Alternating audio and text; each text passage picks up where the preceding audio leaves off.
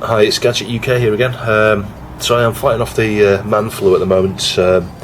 Just started to take a hold. It feels a bit like it's strep throat or something. It's just like my back of my throat, my nose. Anyway, so I apologise for some of the way I sound on this. There might be a bit of sneezing and stuff, but yeah, I apologise in advance. As you can see, looking back at the PS2 here, and this is part of the reason I haven't been doing very many videos. This coupled with the Saturn. And prior to that was Beeps' Neo CD. I've got some footage from the Neo CD. I got to the point where I stopped filming what I was doing, and there was one or two videos I lost, so I've not got everything. I ended up doing all sorts of that. I won't describe that one too much in this video because I'll get a separate one up for that. It wasn't fixed. I couldn't fix it. I do know, well, I believe I know what was wrong with it. Couldn't get the part, so it was just frustrating, really. I think it needed a new DSP. In any case, in one of my previous videos, I think I mentioned this problem's been having with this PS2. Probably mentioned it a few times. I tend to moan a lot about these things when they start to piss me off, and this PS2 has well and truly pissed me off. It seriously has. It was, I've shown previous videos of this. Hopefully you've seen it, and the ribbon was one issue. Now, I swapped the ribbon out, but I guess I should rewind back in time a bit. You saw that video, I fixed the ribbon there, glued it back down, it was all working fine, it read discs fine, no issues. I then got the ingenious idea to get a mod chip, which you can still buy, get them off AliExpress, they're $1 each, I kid you not. I ended up with like 10, I've got a minimum order of a pack of 10, so anyone wants one, just let me know. I'll just put one in the post free of charge. I've got 10 of the bloody thing, well 9 spare, but I keep 1 or 2 for myself just in case this one ever fails, but I ain't ever going to use them. And I haven't done a video on that. I should have done really, but there's nothing to show. It's just attaching like, I don't know, 15 solder points or something with KNR wires. But I guess the reason it would have been useful to show is the traces on there are so small on the PS2 that if you're not using a temperature controlled iron or a really low wattage one like I use for things like this, you're going to damage the traces. And I didn't damage any, it's all gone fine, but I spoke to a few other people about this since, and I was a few of my friends, and I was like, oh, do you want one of these mod chips? He's like, oh no, I don't want one of those. I've gone down this road before. I've tried to mod a PS2 Slim, and no way. I think one guy I spoke to, he said he touched the board with the iron and disintegrated like half the tracks on it.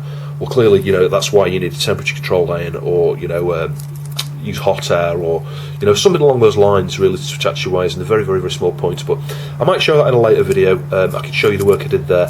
It's a bit of a mess, really, in the sense that I started off with like KNR wires, and actually ended up moving to something a bit finer. And when I moved on to the finer type of wire, that's like, I don't know, it's like a tenth of the diameter of the KNR wire. It's so small, it's like hair. It really does. And that is the best thing to use. And those, half the wires, the second half of the wires I put on there went on really, really easily. The first half were a pain in the arse, because every time you just touched the mod and moved the mod, the wires came off. It's it's really susceptible to the smallest amount of movement. But anyway, I'm digressing. So mod chip in there, tested it. Original discs work fine. Burnt CDs work fine. PS1 burnt CDs and originals work fine. DVD, stuttery video. So I was like, okay, right, I need to tweak the laser a bit. That was the start of my problems with this, and I would suggest that with a PS2 Slim, if you ever get to the scenario where you think you need to adjust the laser, just don't bother. Buy a brand new laser. Because I'd read a few things subsequently, because I've done a lot of research the last few weeks trying to work out what the hell's going on with this PS2 Slim and what the risks are, pros and cons. Because, whilst I've seen PS2s before, and I have done the odd mod and the odd fix and things over the years, I've never really got involved in understanding the difference between the different revisions, and it seems that Sony, sort of booby-trapped some of the models of these, maybe intentionally, maybe not. I honestly don't know. It sounds like it probably is intentional, and that is, as soon as you start getting problems with the mechanical, I think I read somewhere it's called Mechon or something, the Mechon side of it, the mechanical control circuitry combined with the laser. As soon as you get some sort of breakdown there, some problem, a ribbon disconnected or a motor fails, or you start messing with the laser voltage, as soon as it struggles to read a disc to the point where it's really, really struggling, it can't even find the track kind of thing. As far as I understand, the DSP in there starts to overcompensate. You get some sort of feedback loop or something where the laser voltage is increased automatically or ramped up, and then you get this feedback, this overload into the DSP, and it can destroy the DSP as well as your laser. So, and it's not very well documented, so what I'm describing here could be completely bullshit or inaccurate, but that is the sort of the general feeling of what I've got from reading a few posts. It's annoying because a lot of the forums that used to talk about these particular problems are no longer there. That you search and the threads are gone, the forums are gone. It's like there's a real lack of knowledge there out on the PS2. If you're aware of any really good forums and go to just post some questions and things to do with the PS2, any experts out there, feel free, post on my comments here, feel free to correct me, give me as much information as you can about this sort of stuff. What I do know, I think this is revision 15, and there are a few things I'll point out actually. When I came to do the mod, this is the mod, you got this pictures of the mod here for this particular board, and it looks very similar to that, but it didn't have one or two of these connections. I don't think there was a CX point there, so the one or two of the others were missing, so I wired it just the same way it shows for this particular revision here, and this says it, as you can see, it covers 77001A, 77002, 77006. I think mine's something like a 77005. I couldn't find any of the diagram, but all the points on the boards and things here on the board looked identical. But when I finished soldering all the points I could, I was like, oh shit, there's 3 wires on here that there's nowhere, I haven't got them on my PCB. So that was the first thing. But and it's a matrix 0.93, I think it is, so 1.93, which probably isn't the very latest. I think there was like a 9.5 or a 9.7, I don't know. I'm not that up on these things, but I went for broke. I just tried it. I left it on there because at the point when I got to the end and I realised there was three positions on this thing short, I thought there's no way it's going to work. Well, of course, switched it on and it works. So and it works flawlessly. So that's important to note. There's something else I was going to mention there. I can't remember. Anyway, so coming back to the laser. I made that mistake of tweaking the laser voltage now, and it was working, it was still working. While I was tweaking it, and you've got to take the damn thing out, as I showed in the previous video. To get to the underneath of the laser pots, you've got to disconnect the two or three ribbons on there, and disconnect the head ribbon, turn the thing upside down, get your multimeter out, magnifying glass because it's so damn small you can't even see the pots. You've got to have the right size jeweler's screwdriver. Don't just try and use the wrong one because you're going to screw the pot. And I managed to adjust it a few times like that, just very small amounts, like 20 ohms or something, increments and things around that area. It made no difference. And I got it to the point where it was a bit better, and I thought, right, I'm going to leave it. And I put it all back together. Suddenly, it wasn't doing anything. It was like making a grinding noise, like the home sensor. If I show you on this assembly here, the switch there, like that switch wasn't pressing or something. And after a lot of messing around at that point, it wasn't reading discs at all, it wouldn't read anything. And I noticed that if you touch the ribbon, this is the original ribbon that was on it, the one that got damaged by the laser, if you like, it was pressed by the laser lens. As soon as I pressed it, it started reading, it would read the disc, but it wasn't working with the DVDs. It was reading CDs, DVDs, nothing. Nothing for a DVD. Change the pots back to its original position, nothing from a DVD. And the ribbon, let's say, as soon as you let go, it stopped, it started grinding away, trying to find the home position. So I was like, great, right, so it looks like the DVD part of the laser's fucked, and it looks like I need a new ribbon. So I then ordered a new ribbon, and I kid you not, it's taken 4 weeks to get new ribbons, because after, in fact, it's longer than that, it's about 5 or 6 weeks, because after the 2 or 3 weeks, I still hadn't got one in the post, and I'd ordered 2 from China. So I put a complaint on eBay. It's been like 3 weeks now, and I'm receiving stuff that I ordered from China a week ago, and it's here now. This has been 3 weeks. So I said, okay, I'll send you 2 more. Well, I waited another week or 2. Still no ribbons, not even the original ribbons. So I'm like, well, where are all these ribbons going? There must be some guy in the postal system in China going, oh, a package of ribbons, I think I'll nick these. I don't get it. It's, I get things from it. I've ordered thousands and thousands of things over the last God knows how long, and everything always turns up, but these ribbons, nowhere to be seen. Don't know where they've gone. And I wouldn't mind, but the smallest possible package ever. I can't imagine anybody wanted to nick a ribbon, seriously. Or I don't even know how it would go missing. But anyway, that's besides the point. So I then ordered some more ribbons from another person and complained to the other seller again. And eventually 2 more ribbons have turned up after a week, but these are off to the new seller. And this, again, is in China. So I think the first seller is just taking the piss or something, because the second one, I've managed to get 2 new ribbons. So I replaced the ribbon, powered it on, Still not reading DVDs. Read CDs, no activity from DVDs. So then I went and ordered a new laser. And here is the next part of the moany part of this video, really is. So I got a new laser, and you can see the shielding's removed from there. I've removed that.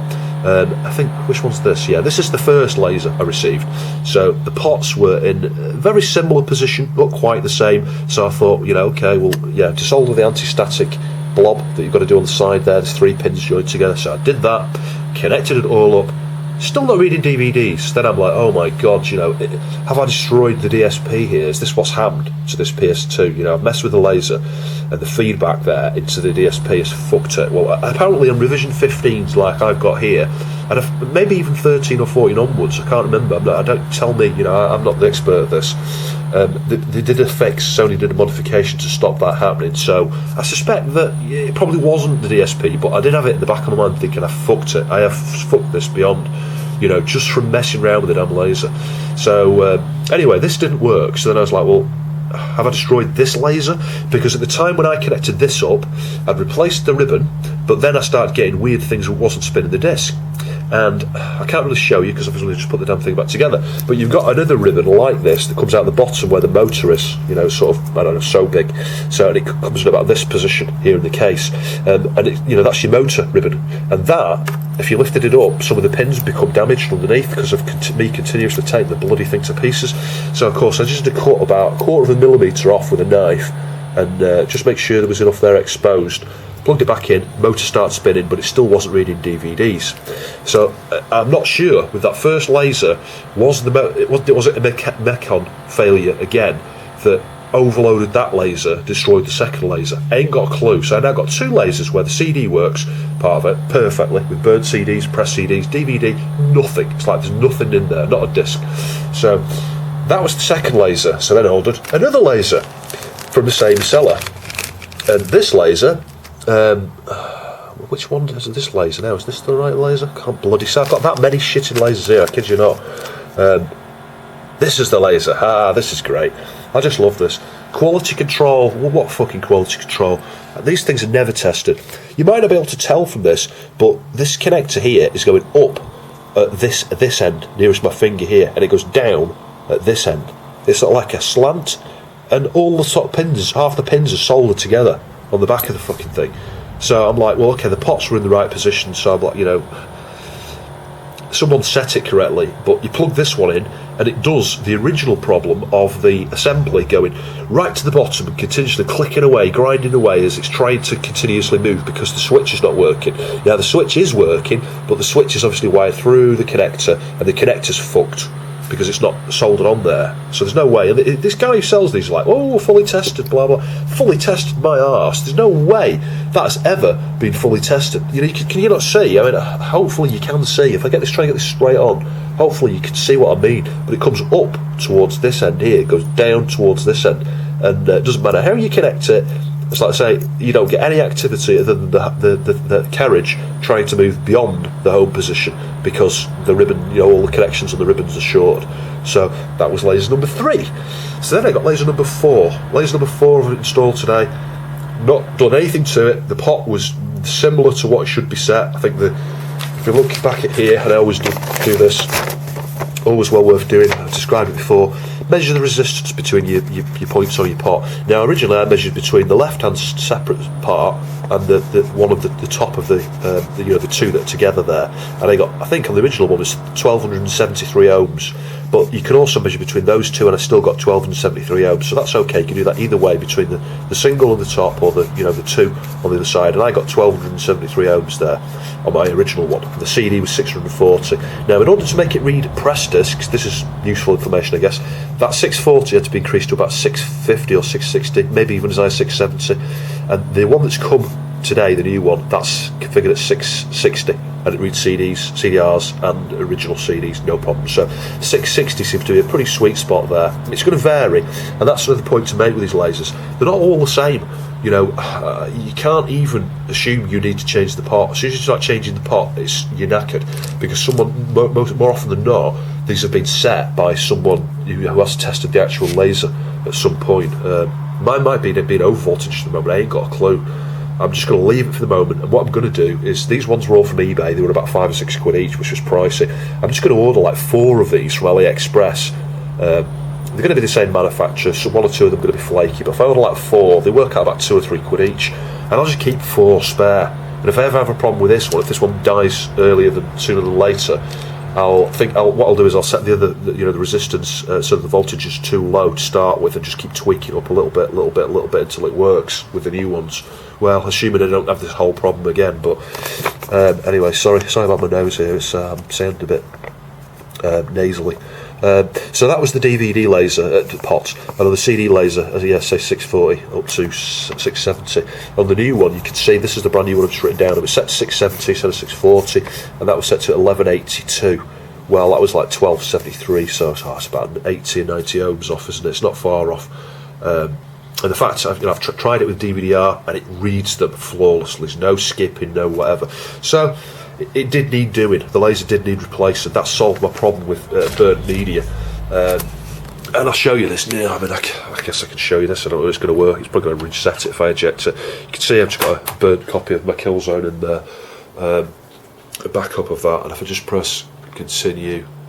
Now, I'm not going to promise you whether I'm going to get problems with the door here, because I had this a minute ago. That might be the next thing I've got to do with this damn thing. It may well have even crashed as a result of me opening that. I don't really know how these PS2s work with regards to that. I'll reset the damn thing, it's probably the easiest thing. So yeah, you can see the matrix thing there. I've reset this back to its defaults, because there's a lot of patches and fixes and all that sort of stuff built into the firmware there on the matrix. And I wasn't sure at one point whether that was what was causing my problems with my DVD read and stuff, so I disabled all that sort of stuff. You saw there it was 1.93 as the version here. It seems quite a comprehensive mod. It seems to have got lots of nice features and things. It's got like green screen fix for some of the earlier revisions and stuff. I don't think I need to do that on this. You can hear it's starting to load there. I'll probably come up with that memory card message again in a sec. Yeah, I should have shown you more really, the inside of this, but there's nothing really to see. If you look back at my other video, you'll see what the parts, how the DVD assemblies, what it looks like in there, the ribbons I'm talking about. There ain't much to it really, but part of it is just I've had no lack of patience. I've just been in and out of this PS2 for like about 6 weeks, swapping lasers, swapping them around every 2 minutes, adjusting the voltages, measuring the fucking things. It's just really pissed me off. It really, really has. I'm sorry for sounding moany about this, but I guess you'll guess by now that I hate CDs. I really seriously hate CDs. The lasers, laser systems and DVDs. It's only going to get worse with Blu-ray. God knows what Blu-rays are like to adjust. As you can hear, it's fine, no stuttering or anything. So, really pleased with that. Hope you found that interesting. Sorry there wasn't much to show you, mostly me rambling on. If you've got any questions or anything, fire away. And if you've got any, you can correct me on any of the things I've been waffling on about here.